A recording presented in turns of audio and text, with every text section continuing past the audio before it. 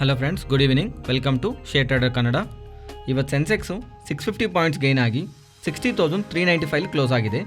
Nifty 190 points gain ಆಗಿ 18,003 close ಆಗಿದೆ. Virus bank Nifty 608 points gain ಆಗಿ 38,347 ಕ್ಲೋಸ್ ಆಗಿದೆ. ಮಿಡ್ ಕ್ಯಾಪು 0.78% ಬೆಳೆದರೆ ಸ್ಮಾಲ್ ಕ್ಯಾಪು 1.49% ಇವತ್ತು ಬೆಳೆದಿದೆ.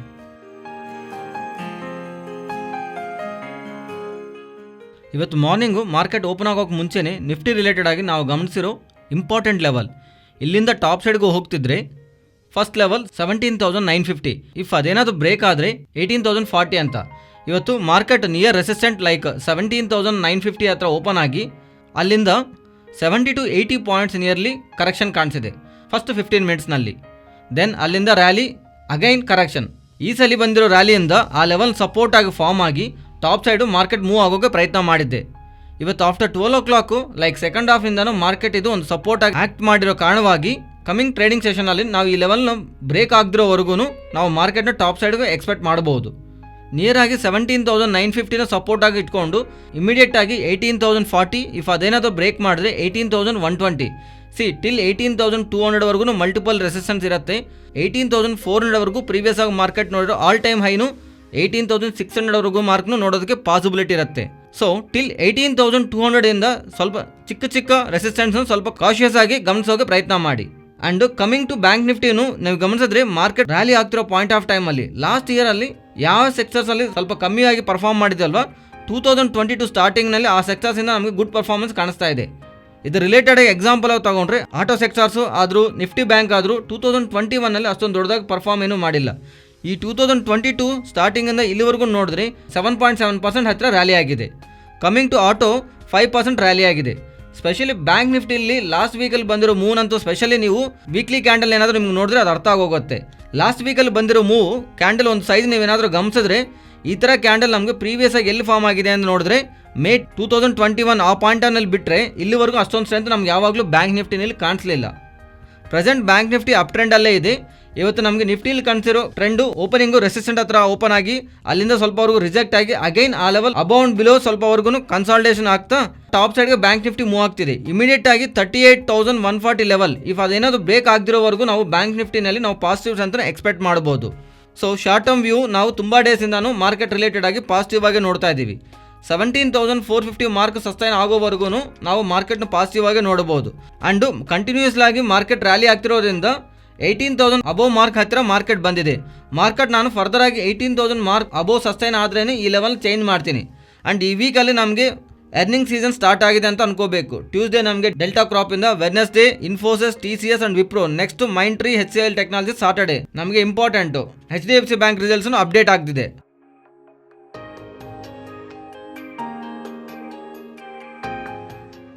ನೆಕ್ಸ್ಟು ಪೇಟಿಎಮ್ ಬಗ್ಗೆ ಮಾತಾಡ್ಕೊಳ್ಳೋಣ. ಸ್ಟಾಕ್ ಇವತ್ತು 6% ಫಾಲ್ ಆಗಿದೆ. ಈ ಮೆಕ್ಮೇರ್ ಅವರು ಪೇಟಿಎಮ್ ಬಗ್ಗೆ ಬಂದಿರೋ ಪಾಯಿಂಟ್ ಆಫ್ ಟೈಮ್ನಲ್ಲೂ ಪೇಟಿಎಮ್ಮು ಈ ವ್ಯಾಲ್ಯೂಷನಲ್ಲಿ ಇರಬೇಕಲ್ಲ, 1,200 rupees ಪರ್ ಶೇರ್ ನಾವು ಟಾರ್ಗೆಟ್ ಕೊಡ್ತಾ ಇದ್ದೀವಿ ಅಂತ ಡೌನ್ ಸೈಡ್ಗೆ ಟಾರ್ಗೆಟ್ ಕೊಡ್ತಾ ಸೆಲ್ ರೇಟಿಂಗ್ನು ಕೊಟ್ಟಿದ್ದಾರೆ. ರೀಸನ್ ಇದಕ್ಕೆ ಅವ್ರು ಮೆನ್ಷನ್ ಮಾಡಿದ್ದು, ಆ ಪಾಯಿಂಟ್ ಆಫ್ ಟೈಮಲ್ಲಿ ಅವ್ರು ಮೆನ್ಷನ್ ಮಾಡೋ ರೀಸನ್ಸು ಇವರು ಯಾವ ಸೆಗ್ಮೆಂಟಲ್ಲಿ ಪ್ರೆಸೆಂಟ್ ಇದ್ದಾರಲ್ವ, ತುಂಬ ಪ್ಲೇಯರ್ಸನ್ನು ದೊಡ್ಡ ಪ್ಲೇಯರ್ಸನ್ನು ಆ ಸೆಗ್ಮೆಂಟಲ್ಲಿ ಇದ್ದಾರೆ, ಇವರು ಗ್ರೋತ್ ಸ್ಕೋಪ್ ತುಂಬ ಕಮ್ಮಿ ಅಂತ, ಎಕ್ಸ್ಪೆನ್ಸಿವ್ ವ್ಯಾಲ್ಯೂಷನಲ್ಲಿ ಇದ್ದಾರೆ ಅಂತ ಇವರು ಆವಾಗ ಕಮೆಂಟ್ ಮಾಡಿದ್ದರು. ಈವನ್ 1,200 ಟಾರ್ಗೆಟನ್ನು ಫ್ರೆಶ್ ಆಗಿ ಇವರು ಅಪ್ಡೇಟ್ ಮಾಡ್ತಿರೋದು 1,200 ಅಲ್ಲ, ಅಲ್ಲಿಂದನೂ ಇನ್ನೊಂದು 25% ಕಟ್ ಮಾಡ್ತಾ ಇದ್ದೀವಿ. 900 rupees ಪರ್ ಶೇರ್ ಮಾತ್ರನೇ ಪೇಟಿಎಮ್ ರಿಲೇಟ್ ಆಗಿ ಟಾರ್ಗೆಟ್ನ ಎಕ್ಸ್ಪೆಕ್ಟ್ ಮಾಡ್ತಾ ಇದ್ದೀವಿ ಅಂತ. ಆ್ಯಂಡ್ ರೆವೆನ್ಯೂ CAGR ಗ್ರೋತನ್ನು ಪ್ರೀವಿಯಸ್ ಆಗಿ 26 ಕೊಟ್ಟಿದ್ರು, ಅದನ್ನೀಗ ಕಟ್ ಮಾಡ್ತಾ 23ಗೆ ತೊಗೊಂಡ್ಬಂದಿದ್ದಾರೆ. ಮೀನ್ಸ್ ರೆವೆನ್ಯೂನು ಪ್ರೀವಿಯಸ್ ಆಗಿ ಎಕ್ಸ್ಪೆಕ್ಟ್ ಮಾಡೋಷ್ಟು ಗ್ರೋತಿಂದ ಗ್ರೋ ಆಗಲ್ಲ ಅಂತ ಕಮಿಂಗ್ ಟೈಮ್ಸಲ್ಲಿ EPS ಕಟ್ ಅಂತ ಹೇಳ್ತಿದ್ದಾರೆ. ಇದಕ್ಕೆ ಇವರು ಹೇಳ್ತಿರೋ ಮೈನ್ ರೀಸನು, ಇವರು ಇನ್ಶೂರೆನ್ಸ್ ಬಿಸ್ನೆಸ್ಸಲ್ಲಿ ಎಂಟರ್ ಆಗಬೇಕಂತ ರೆಗ್ಯುಲೇಟರ್ಸ್ನ ಅಪ್ರೋಚ್ ಆಗಿದ್ದಾರೆ, ಅದು ರಿಜೆಕ್ಟ್ ಆಗಿದೆ ಅಂತ ಹೇಳ್ತಿದ್ದಾರೆ.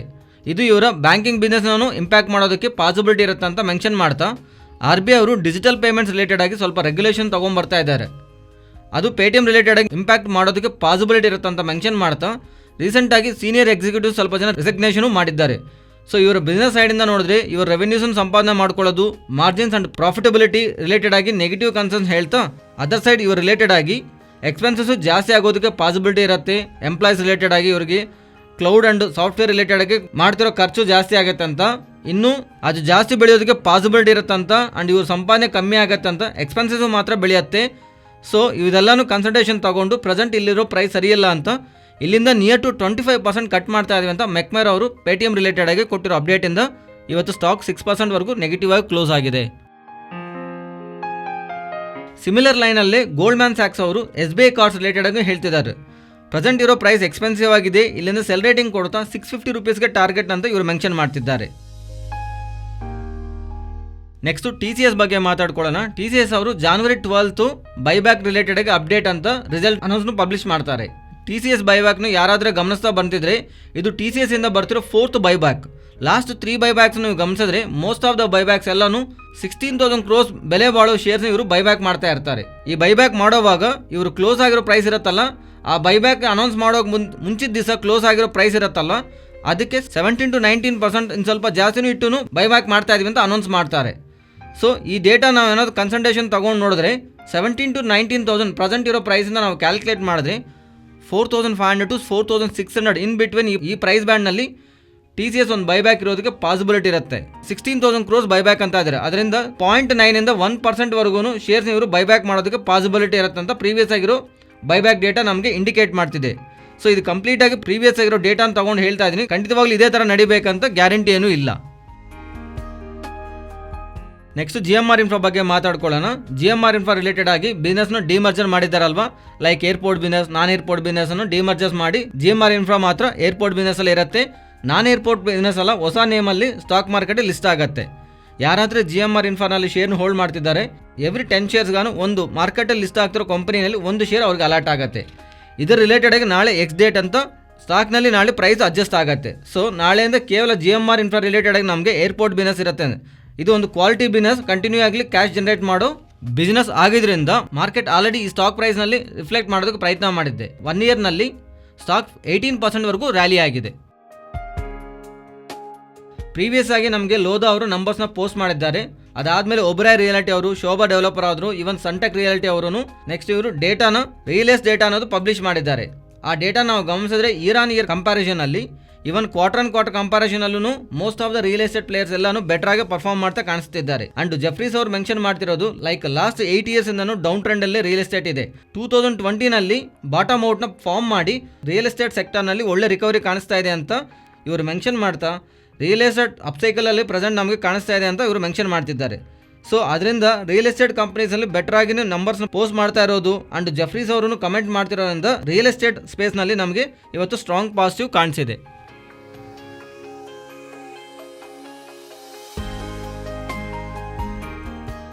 ನೆಕ್ಸ್ಟ್ GNA ಎಕ್ಸೆಲ್ ಅವರ ಬಗ್ಗೆ ಮಾತಾಡ್ಕೊಳ್ಳೋಣ. ಸ್ಟಾಕ್ ಇವತ್ತು 12% ವರೆಗೂ ಫಾಲ್ ಆಗಿದೆ. ಇವರು ನಂಬರ್ಸ್ನ ಪಬ್ಲಿಷ್ ಮಾಡಿದ್ದಾರೆ.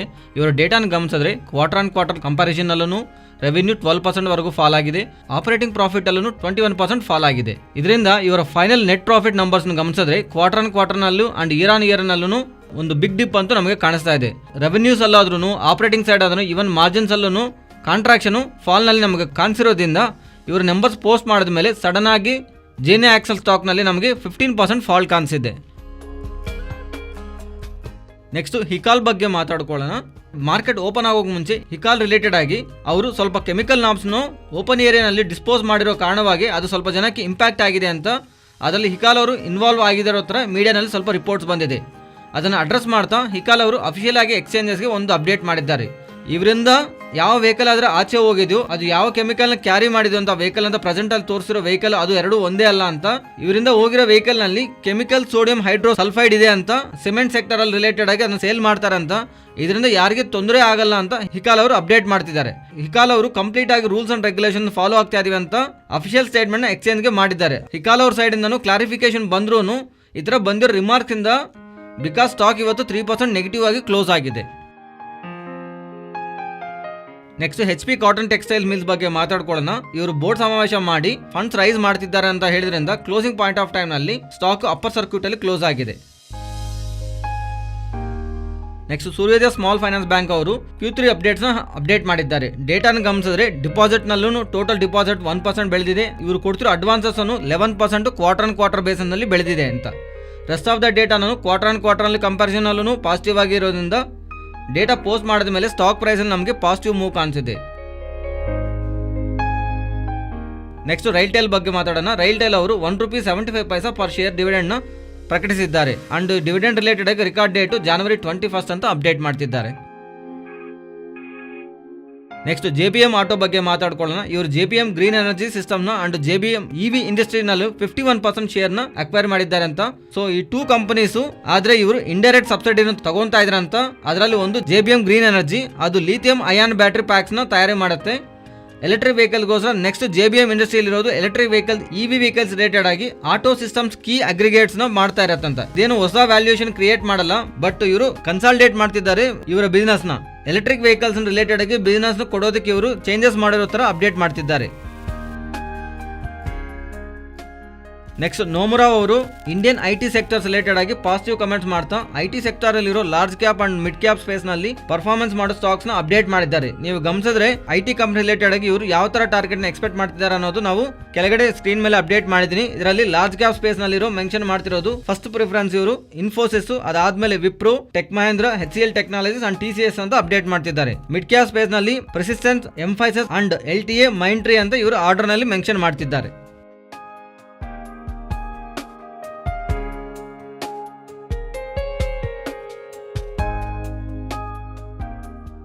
ನೆಕ್ಸ್ಟ್ ಫೆಡರಲ್ ಬ್ಯಾಂಕ್ ಅವರು ನಿಯರ್ ಟು 700 crores ಹತ್ತಿರ ಡಿಬೆಂಚರ್ಸ್ ನ ಫಂಡ್ಸ್ ಮೂಲಕ ರೈಸ್ ಮಾಡ್ತಿದ್ದಾರೆ ಅಂತ ಅಪ್ಡೇಟ್ ಮಾಡಿದ್ದಾರೆ.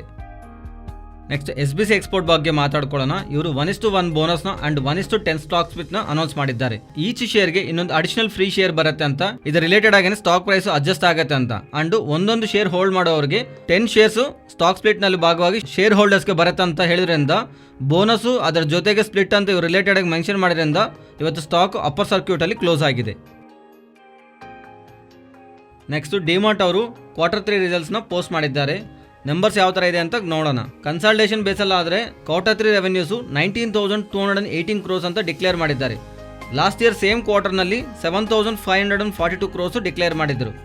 ಲಾಸ್ಟ್ ಇಯರ್ ಅಲ್ಲಿ ಸೇಮ್ ಕ್ವಾರ್ಟರ್ ನಲ್ಲಿ ಕಂಪೇರ್ ಮಾಡಂಗಾದ್ರೆ ಇವರು ಒಳ್ಳೆ ರೆವೆನ್ಯೂ ಗ್ರೋತ್ ನ ಕಾಣಿಸ್ತಾ ಇದೆ. ಅಂಡ್ Q3 ಅಲ್ಲಿ ಇವರು 866 crores ಎಬಿಟಾ ನ ಡಿಕ್ಲೇರ್ ಮಾಡಿದ್ರೆ ಲಾಸ್ಟ್ ಇಯರ್ ಸೇಮ್ ಕ್ವಾರ್ಟರ್ ನಲ್ಲಿ 689 crores ಡಿಕ್ಲೇರ್ ಮಾಡಿದ್ದಾರೆ.